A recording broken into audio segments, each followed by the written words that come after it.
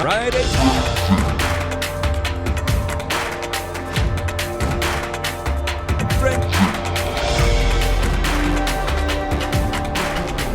The original Friday Frenzy, presented by Pepsi, starts now.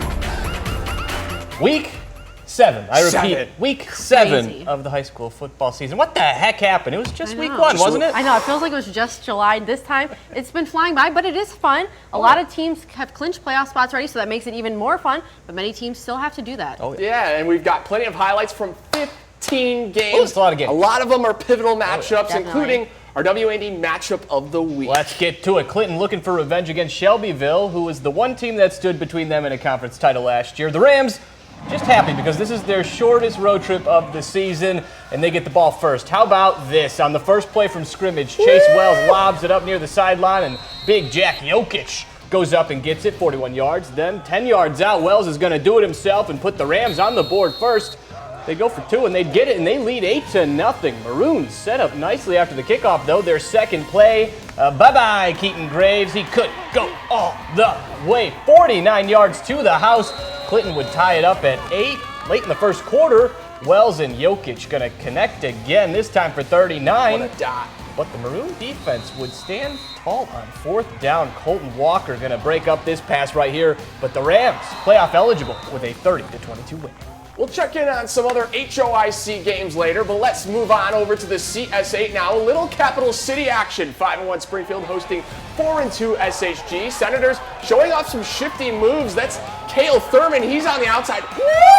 Makes drops the defender with a nasty jab step, and that'll help move those sticks downfield, much to the appreciation of the students. But a couple plays later, the Cyclones D steps up. Throw over the middle. It proves costly. Mikey Grosh says, "I'll take that." And he's got plenty of real estate to work with before being finally shoved out of bounds.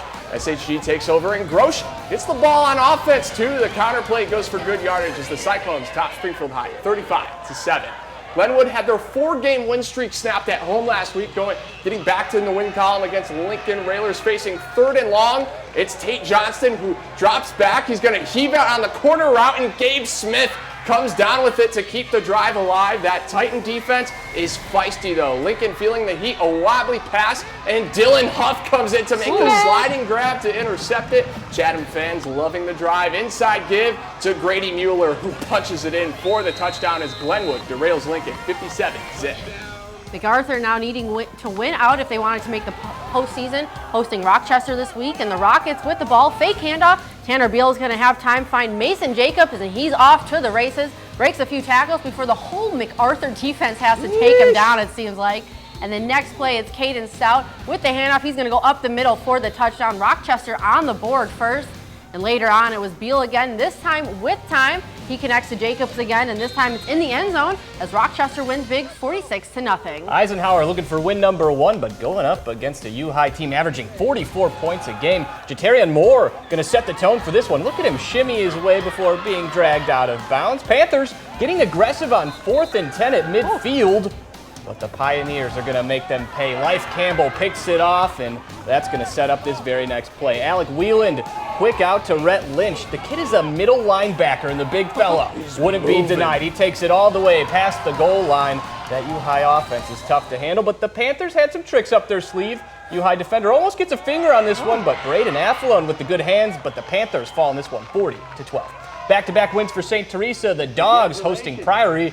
Caden Kernigan gonna roll out, looking, but says, hey, I'll just do it myself. He's got a date in the end zone as the Dogs take a 14-7 lead. And hey, they call it the Dog Pound because St. Teresa is grounding and pounding. Mark Pokerwinski, poker face. He rumbles, tumbles, stumbles his way in for 6, 32 yards, just like the number on his jersey. And you know what they say, good offense leads to good defense. Lucas Rhodes says, give me that. St. Teresa wins an OT, 27-21. To the Lincoln Prairie, where we had a top billing matchup.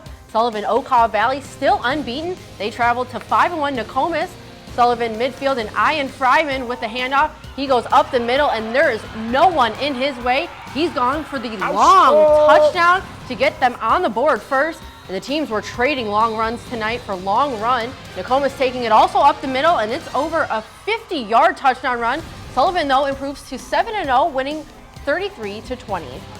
And a pair of 3-3 teams duking it out are Arcola and Sangamon Valley. Arcola midfield, Brian Mendoza with the handoff, but he coughs it up. But he falls back on it, though, for enough yards for a first down, but the drive would stall a few plays later. Storm now with the ball. Camera a little confused on the play. Yeager Hill with the QB keeper. He's going to go with no one in his way for the touchdown run. Sangamon Valley would go up 7-0 early on.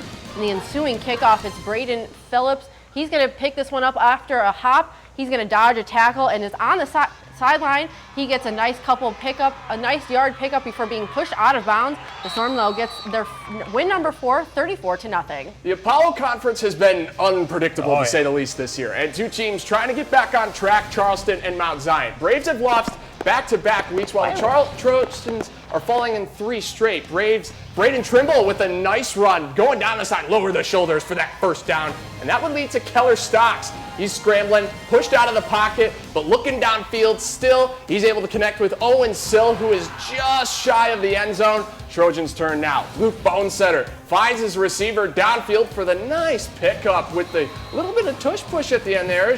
They're going to move this ball just shy of the end zone, but the Braves win on the road, 42-10. First place in the Apollo on the line. Muhammad Seymour traveling to Effingham. We heard his lane a lot in last week. Lucas Dyer finds Bryson Tiefenhaller as he breaks some tackles and is a race for the touchdown as the Dogs are showing up tonight. He goes all the way for the end zone, and now it's Dyer once again. He's going to find Gavin Hammerschmidt, and he's going to take this one all the way to the end zone. Look at the Bulldogs marching hearts. Looking for some offense now. Jackson Bridges to Max Kistler for the first down pickup. Muhammad gets the big road win, though, 49-0. Maroa Forsyth has been one of the most dominant teams in the area. 6-0 record, 21st straight playoff berth, and they've scored 50 points in 5 of their 6 games. The Trojans playing just their second game at the Boyd, going up against Olympia. Maroa going to hit us with a little play action. Ryan Shepard going to let it fly, and that's a pretty ball right there, and it lands right in the hands of Zach Smith. The little Shepard-Smith connection, more from them later. This next play, I don't know what's going on. All I know is Mitch Williams has it, and he's got a date in the end zone. Trojans keep on marching down the field. Canton Wilson going to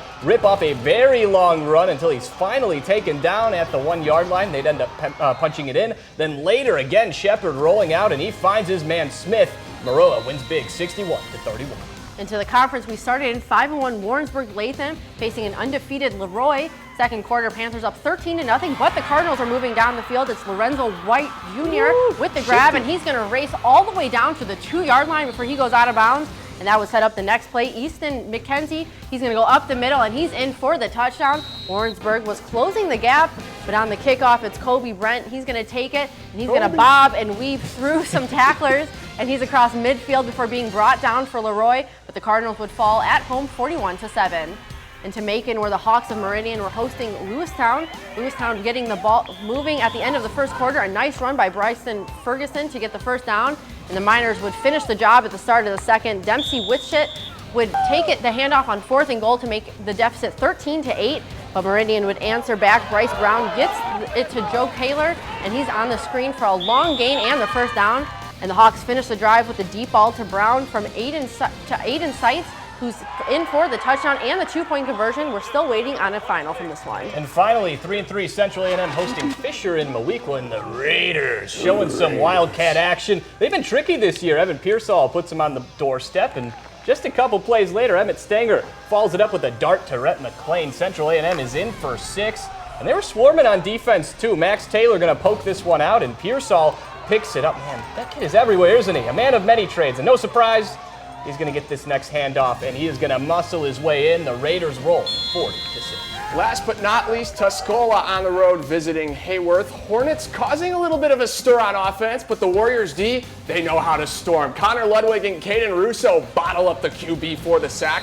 And that Tuscola offense got a nice jump too. That's Dylan Graves storming up the sideline, and nobody is gonna catch him, folks. Tuscola gets the win, 25-20. And although that rounds out our highlights, remember, after we're done here on TV, you can find us on the WAD Now app for 15 more minutes of frenzy action. Of course, the fan favorite, our plays of the night. And I think we had a lot of candidates. Oh, yeah. We had some a lot. flashy plays out there this evening. Oh, for sure. But we also have something really exciting coming up after the break. Yeah, that's right. On the docket, it's our WAD Athlete of the Week, and we've stayed busy taking you to the volleyball court, the football field. But this week, get your keys. We're going on the golf course.